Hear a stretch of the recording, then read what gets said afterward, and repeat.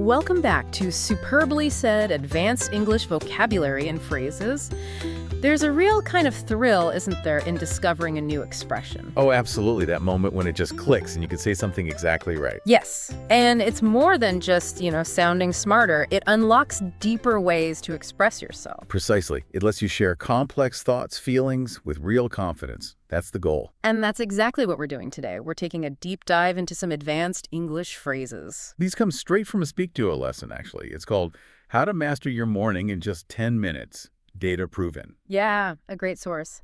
And speaking of SpeakDuo, if you want to practice these or just meet people practicing English, check out SpeakDuo.com. It's all about video calls, building confidence. Switch out.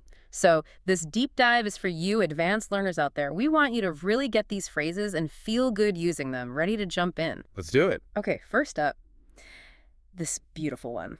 The inner sanctuary of your mind. I mean, wow. It paints such a picture, doesn't it? It's not just your thoughts. It's richer. Yeah, it suggests this private, peaceful place inside, like a retreat. Exactly. A place you go to deliberately, for clarity, for calm, not just getting lost in thought, which could be negative sometimes. Good point. That's different from, say, just thinking space. Sanctuary implies safety, intention. Like the example, meditation helps me return to the inner sanctuary of my mind. Where clarity and calm begin. Yeah. It emphasizes control, agency. You choose to go there. So if work is stressful, maybe your boss throws a tough project at you. Right. You could say to a colleague, wow, that was intense. I need a minute in the inner sanctuary of my mind to process that. It sounds composed, even under pressure. Or in an IELTS speaking question about managing stress. Yeah, you could say something like, during stressful times, I find it crucial to retreat to the inner sanctuary of my mind, maybe through some deep breaths.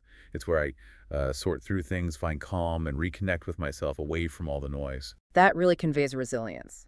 So let me ask you, our listener, have you ever retreated into the inner sanctuary of your mind? Which brings us nicely to the next phrase, often needed when that sanctuary feels, well, threatened, feel overwhelmed. Ah, yes. This is more than just busy, isn't it? Oh, definitely. Busy is manageable. Stressed is a reaction. But overwhelmed, that's when you feel completely swamped, emotionally, mentally overloaded. Like you're drowning in tasks or emotions. It's a critical point. The example sentence was, she felt overwhelmed by the number of tasks she had to finish. Exactly. It captures that feeling of too much.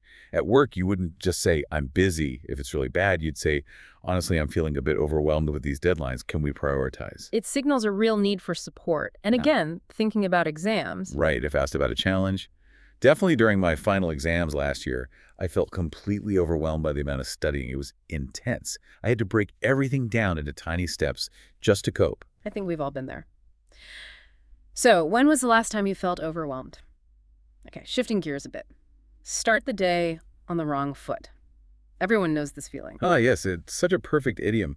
It means you begin the day badly, and often that bad start just colors everything else. Right. It's more specific than just having a bad morning. It points to that initial trigger, the spilled coffee, the missed alarm. That then kind of snowballs. Yeah. Like the example, if I oversleep, I feel like I start the day on the wrong foot. Instantly you're rushing, stressed. Totally. It sets a negative tone. You might tell a coworker, ugh, I really started the day on the wrong foot. My commute was a nightmare and now I just feel off. It explains why you might not be your usual productive self. So what usually makes you start the day on the wrong foot? Let's move to something more positive. Express gratitude. Seems simple, but there's nuance here. There is. It means showing or communicating thankfulness. The key word is express. It's active. Yeah, it's not just feeling thankful, which is an internal. It's about making sure the other person knows you're thankful. You communicate it. Exactly. It's an outward action. Like the example, I make a habit of expressing gratitude to my coworkers every Friday. That's deliberate communication. So it's different from just being grateful. If you wanted to thank your boss after a project, you wouldn't just feel it, you'd say or write, I wanted to express my sincere gratitude for your support. Right. It makes the appreciation clear and felt. Who's someone you recently expressed gratitude to? Okay, next one. Fluffy. This is used in a really interesting way here. Yeah, it's not about texture. Here, fluffy means something that seems, well, lacking seriousness or depth. maybe a bit superficial or silly on the surface. But the key is, it seems that way, but might actually be important or effective. It often gets used for things people dismiss, like maybe mindfulness or soft skills. Exactly. It's not the same as simple. Simple things can be deep. Fluffy carries that hint of dismissal. Like the example, some people think meditation is fluffy, but it can be powerful. It challenges that perception. It acknowledges, yeah, it might look lightweight, but don't underestimate it. You might hear it at work. Okay, this team-building idea might sound a bit fluffy, but I genuinely think it could help. It preempts the criticism. That's a great example.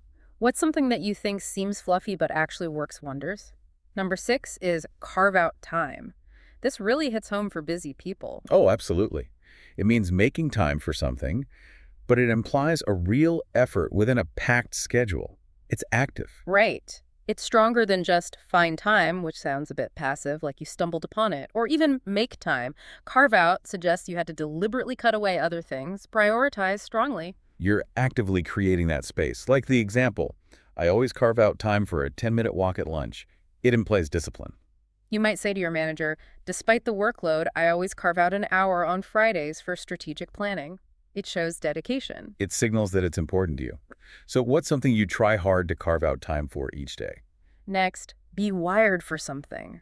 This talks about our basic nature. Yeah, it's a great collocation. It means being naturally inclined or mentally conditioned for something, like it's part of your fundamental makeup. It goes deeper than just liking something or being good at it. Those can be learned or chosen. Wired for suggests something more innate, almost instinctual. Exactly. Like the source example, we're wired for connection, not constant competition. It speaks to a core human tendency. It's like it's built into our hardware, you know? Right. In a work context, maybe discussing team dynamics, I think Sarah is just naturally wired for problem solving. She thrives on complex challenges. It describes an inherent strength. That makes sense. So here's a big question. Do you think humans are wired more for routine or for adventure? Ooh, interesting one. Okay, next phrase. Fill yourself up with something. This isn't about food, is it? Not necessarily. It means absorbing something emotionally or mentally, usually something positive, to prepare yourself. So it's more than just getting information. It's like you're consciously taking in good energy, confidence, positivity, letting it really soak in. Yes, internalizing it. Like the example, I like to fill myself up with good energy in the morning. It's about setting your internal state. Before a big meeting or presentation, you might think, okay, need to fill myself up with confidence. Precisely. Or tell someone, before I start writing, I like to fill myself up with inspiration by looking at great examples. It's proactive mental prep. What do you fill yourself up with before a long or challenging day? And our final phrase for today, number 9. Build momentum. So important for getting things done. It really is. It means gradually increasing your progress or motivation, getting things rolling and keeping them rolling faster. Yeah, it's not just making progress.